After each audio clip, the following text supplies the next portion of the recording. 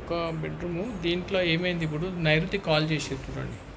ఎందుకు కాల్ అయిందంటే ఎదురుగా ఈ యొక్క పోర్షన్ ఇచ్చి దీంట్లో ఇక్కడ ఒక డోర్, బాల్కనీ డోర్ ఇచ్చాడు.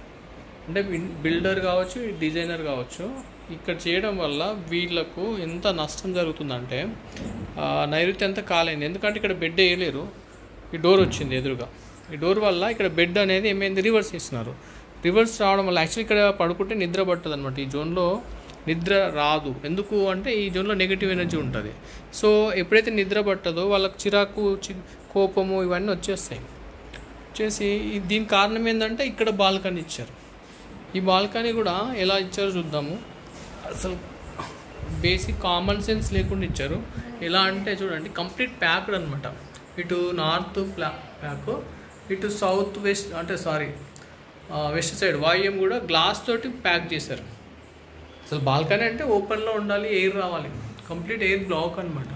అంటే హైలీ డిజైన్ తోటి చేసి టోటల్ ఈ బెడ్రూమ్ బ్లాక్ చేసి ఇంట్లో మనశ్శాంతి లేకుండా వేసారు. దీని డిజైనరు తప్పు. ప్లస్ అంటే ఈ కామన్ సెన్స్ లేకుండా చేయడం వల్ల చూడండి, ఒక ఫ్యామిలీ డిస్టర్బ్ అవుతుంది. అంటే వీళ్ళు పని చేసుకునే వాళ్ళని పని చేయకుండా చేయడం అన్నట్టు.